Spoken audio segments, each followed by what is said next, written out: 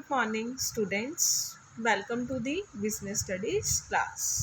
बेटे आज हमारा नेक्स्ट प्रिंसिपल है ऑर्डर, प्रिंसिपल ऑफ ऑर्डर। ठीक है, ये प्रिंसिपल क्या कहता है? According to the principle of order a right person should be placed at the right job and a right thing should be placed at the right place. तो ये principle क्या कहता है कि राइट पर्सन जो है वो राइट जॉब पे होना चाहिए और राइट थिंग जो है वो अपने राइट प्लेस पे होनी चाहिए।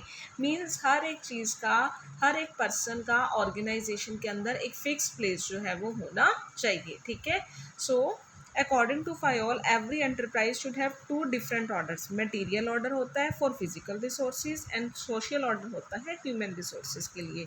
सो a proper place for everything and everything in its right place. ठीक है, और similarly keeping the human resources in the order means a place for everyone and everyone in his appointed place.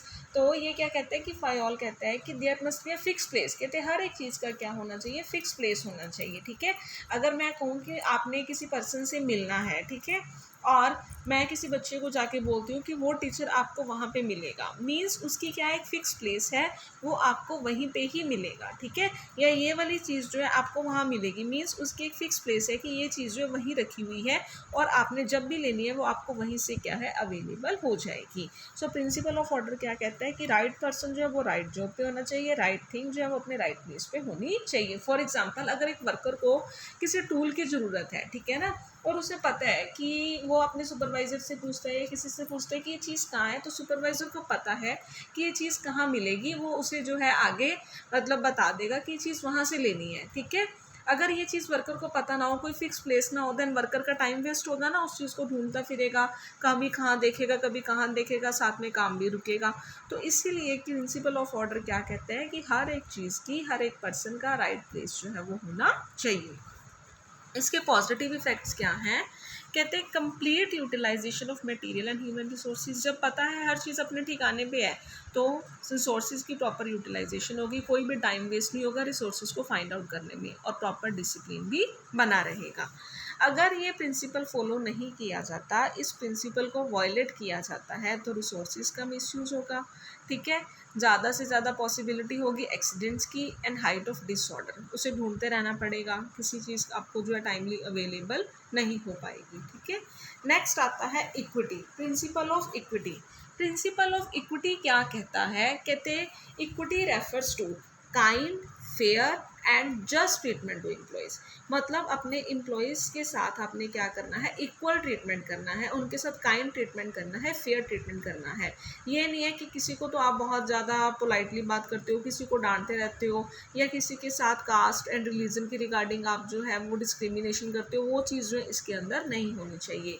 सो अगर ये चीज़ होगी, equity होगी, principal of equity होगा, तो employees जो अपनी मैक्सिमम एफर्ट्स लगाएंगे उस ऑर्गेनाइजेशन के अंदर, और वो प्रॉपर काइंडनेस के साथ और जस्टिस के साथ अपना वर्क जो है वो परफॉर्म करेंगे।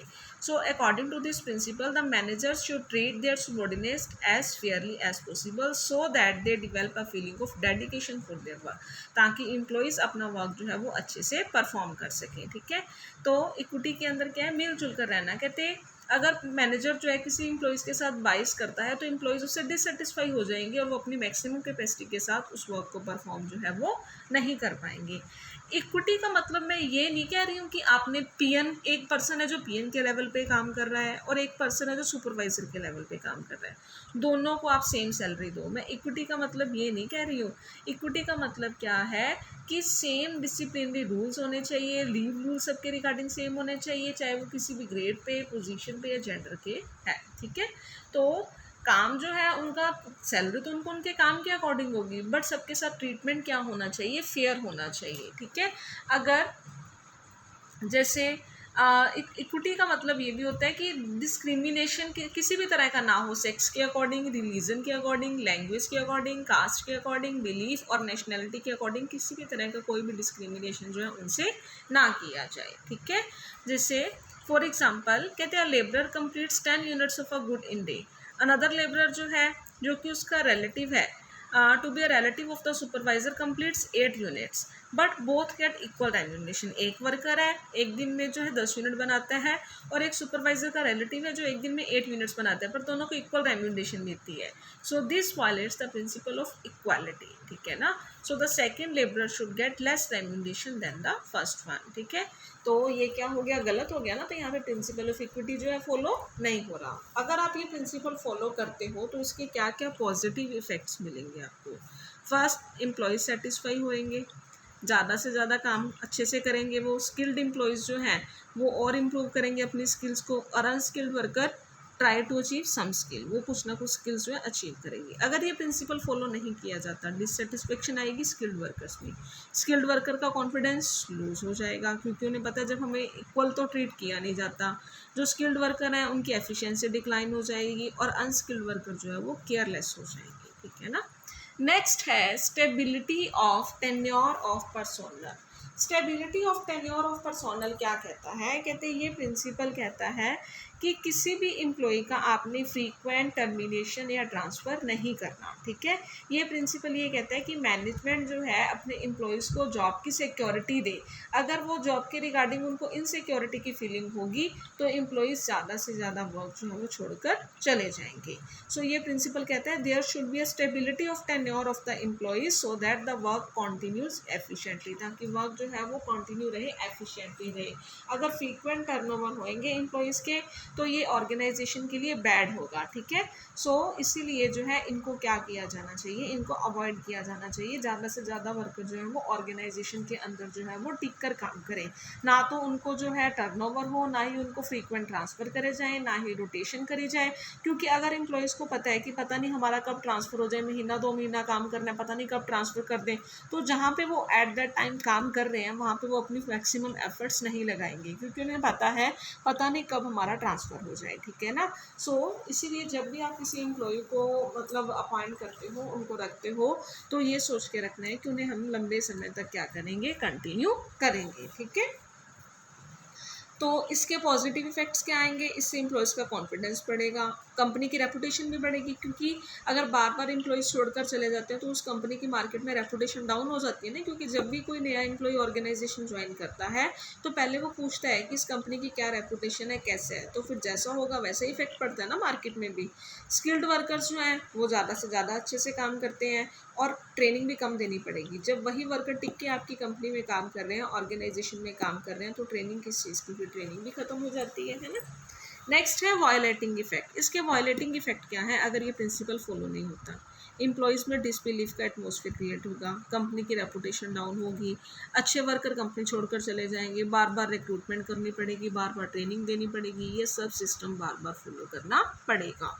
नेक्स्ट है इनिशिएटिव। इनिशिएटिव का मतलब क्या होता है, ये प्रिंसिपल क्या कहता है कि employees in the organisation must be given an opportunity in making an executive plan, कि जो भी ऑर्गेनाइजेशन के एम्प्लॉयज़ हैं उनको इतनी अपॉर्चुनिटी होनी चाहिए, इतना उनको मतलब परमिशन होनी चाहिए, अथॉरिटी होनी चाहिए कि वो प्लान्स बनाएं और उनको एग्जीक्यूट भी करें, ठीक है। सो आपने जब भी कोई प्लान बनाना है, कोई प्लानिंग करनी है, तो एम्प्लॉयज़ से पूछो, ताकि एम्प्लॉयज़ अपने आप में उनको ये फील आए कि हमें हमारी भी रिस्पेक्ट करी जाती है, हमसे भी पूछा जाता है, ठीक है ना। तो वो क्योंकि अब मैनेजमेंट भी कुछ आइडियाज़ देती है, कुछ आइडियाज़ एम्प्लॉयज़ के पास भी होते हैं, वर्कर्स के पास भी होते हैं, तो उनको भी क्या है इसके अंदर अपनी डिसीजन मेकिंग का, अपनी प्लानिंग का पार्ट जो है वो बनाया जाए, ठीक है। सो इसके पॉजिटिव इफेक्ट क्या आएंगे, एम्प्लॉयज़ की थिंकिंग पावर बढ़ेगी, कोऑपरेशन बढ़ेगा एम्प्लॉयज़ का डिसीजंस लेने में, और साथ ही साथ वो ऑर्गेनाइजेशन से अटैचमेंट की मतलब सेंस उन्हें फील होगी। वायलेटिंग इफेक्ट क्या होगा, अगर ये प्रिंसिपल फॉलो नहीं किया जाता, एम्प्लॉयज़ की thinking power down, non cooperation का एटमॉस्फेयर क्रिएट होगा, और एम्प्लॉयज़ जो है उनकी कंपनी के साथ अटैचमेंट जो है वो डाउन हो जाएगी, ठीक है। नेक्स्ट है esprit de corps. Esprit de corps क्या कहता है, कहते हैं as per this principle a manager should continuously make efforts to develop a team spirit among the subordinate, ठीक है। तो ये प्रिंसिपल क्या कहता है कि सबॉर्डिनेट्स के अंदर हमने क्या करना है, टीम स्पिरिट बनानी है, यूनिटी बना के चलनी है। So to do this he और she should use the word we, वो कोई भी वर्ड, वो वर्ड कौन सा यूज़ करें, वी यूज़ करें, ना कि आई यूज़ करें, ठीक है ना। सो जब भी आपने कन्वर्सेशन करनी है अपने सबॉर्डिनेट्स के साथ, आपने आई को किससे रिप्लेस करना है, वी के साथ रिप्लेस करना है। So manager should always say that we will do this work, ना कि ये कहे instead of I will do it, ये ना कहे कि मैं करूँगा, बल्कि क्या कहे कि हम करेंगे, ठीक है। सो इसमें जो है टीम स्पिरिट की जो है मतलब टीम स्पिरिट को बढ़ाया जाता है, यूनिटी को ज़्यादा प्रेफर जो है इसके अंदर किया जाता है, ठीक है। इसके पॉजिटिव इफेक्ट क्या आएंगे, motivation to work with team spirit, अपने आपके जो ऑब्जेक्टिव है ऑर्गेनाइजेशन के वो भी अचीव हो जाएंगे और अच्छा रिलेशन जो है वो बनेगा। बट अगर ये प्रिंसिपल फॉलो नहीं किया जाता, टीम स्पिरिट खत्म हो जाएगी, ऑब्जेक्टिव अचीव करने मुश्किल हो जाएंगे और रिलेशनशिप में भी क्या आएगी, ब्रिटलनेस आएगी। सो ये थे 14 प्रिंसिपल्स गिवन बाय हेनरी फायोल।